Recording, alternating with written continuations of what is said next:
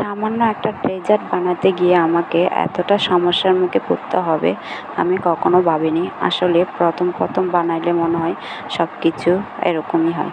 তো আসসালামু আলাইকুম ভিউয়ার্স, কেমন আছেন সবাই? তো বাচ্চাদের ইচ্ছা ছিল ওদেরকে নতুন কিছু করে খাওয়ানোর জন্য, তো ওদের বায়নায় একটা নতুন করে ডেজার্ট বানাতে গেলাম। তো এই ডেজার্টটা ছিল দুধের, তো একটু কালার মিক্স করব। এইদিকে লালটা একটু বেশি পাতল হয়ে গেছে, এটা বাটি থেকে নামাইতে গিয়ে আমার অনেক সমস্যা হয়ে গেছিলো। আবার সবুজটা অনেক সুন্দর, অনেক পারফেক্ট হয়েছিল।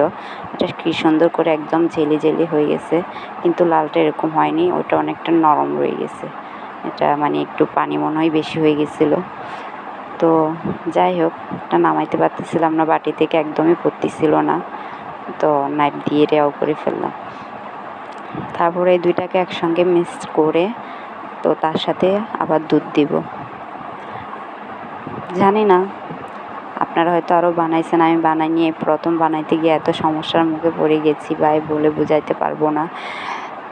বাচ্চাদের আবদার আর কি করার আছে, মার কাছেই তো আবদার করছে, করে তো খাওয়াইতে হবে। তারপরও খারাপ হয়নি, ভালোই হয়েছিল।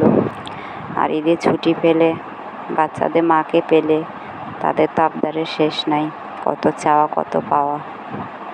আর এমনিতে তো কোনো কিছু করে খাওয়ানোর মতো সময় পাই না, যেহেতু আমি চাকরি করি। তাদের আবদার পূরণ করার সময় আমার কোথায়? নানি দাদির কাছে থাকে, ওদের কাছে আর কি বায়না করবে, ওরা কী বা করে খাওয়াবে।